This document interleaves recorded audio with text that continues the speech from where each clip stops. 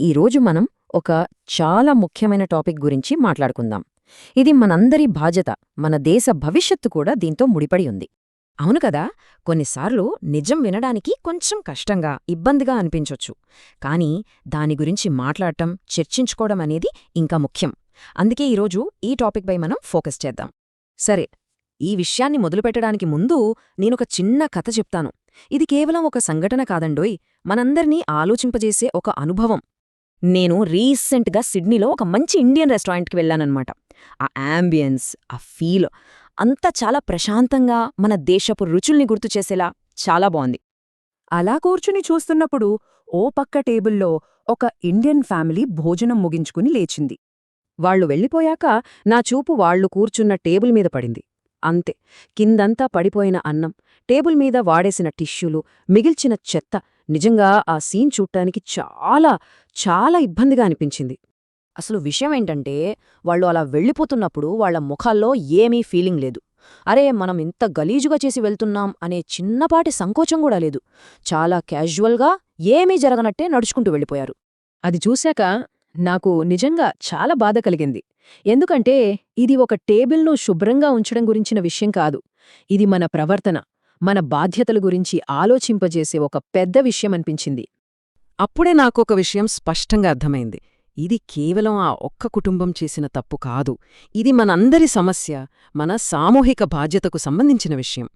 ఒకసారి ఆలోచించండి, ఇలాంటి ప్రవర్తన మనం రోడ్ల మీద, ట్రైన్స్లో, మన చుట్టుపక్కల రోజూ చూస్తూనే ఉంటాం కదా. పబ్లిక్ ప్రాపర్టీ అంటే ఎవరిదీ కాదు, మన ఇష్టం అనే ఒక యాటిట్యూడ్ వచ్చేసింది. అందుకే ఇది ఒకరిద్దర తప్పు కాదు, మనమందరం కలిసి ఎదుర్కోవాల్సిన ఒక పెద్ద సామాజిక సవాలు. అయితే అసలు ఈ సివిక్ సెన్స్ అంటే, సామాజిక స్పృహ అంటే ఏంటి? సింపుల్గా చెప్పాలంటే, మనం అందరం వాడుకునే ప్రతి చోటుని మన సొంతం అనుకుని శుభ్రంగా ఉంచుకోవడమే, అంతే. ఇది ఏ చట్టమో మనకు చెప్పదు, మన సంస్కారం నేర్పుతుంది.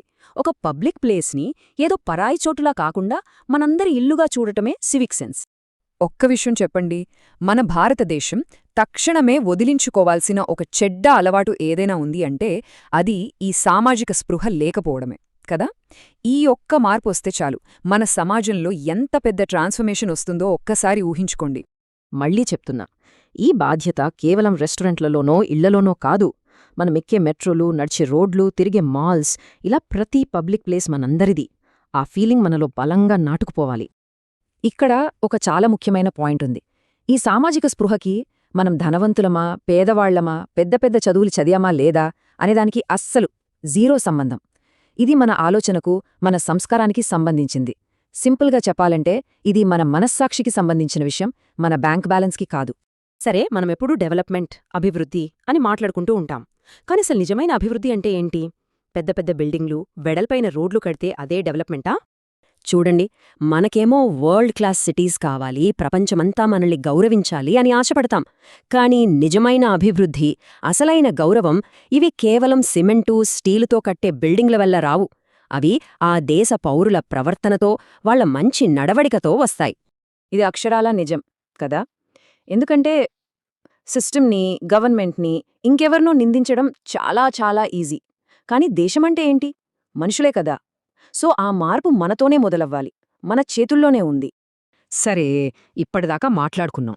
కానీ మాటలు చెప్తే సరిపోదు కదా, మనం ఒక నిర్ణయం తీసుకోవాలి, ఆచరణలో పెట్టగల ఒక మార్గాన్ని ఎంచుకోవాలి. ఇది ఒక్కరు చేస్తే అయ్యే పని కాదు. అందుకే మనమందరం కలిసి ఒక నిర్ణయం తీసుకుందాం రండి. మన దేశాన్ని అందంగా మార్చే బాధ్యత మనందరం తీసుకుందాం.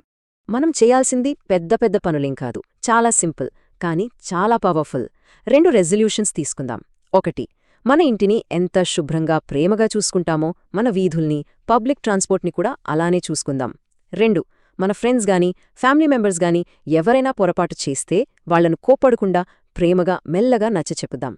అంతే, మార్పు అనేదెప్పుడూ ప్రేమతోనే వస్తుంది. 2026 ఎందుకు ఈ సంవత్సరం? మనకంటూ ఒక టార్గెట్ ఉండాలి కదా.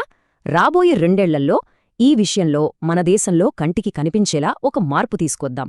దీన్ని మనందరం కలిసి ఒక ఛాలెంజ్గా తీసుకుందాం. ఏమంటారు? సో ఫైనల్గా మనమందరం మనల్ని మనం వేసుకోవాల్సిన ప్రశ్న ఒక్కటే. మన దేశాన్ని అందంగా, శుభ్రంగా మార్చడానికి, ఆ మార్పుని మనతోనే మొదలుపెట్టడానికి మనం సిద్ధమేనా? ఈ ప్రశ్న గురించి ఒక్కసారి ఆలోచిద్దాం. థాంక్యూ.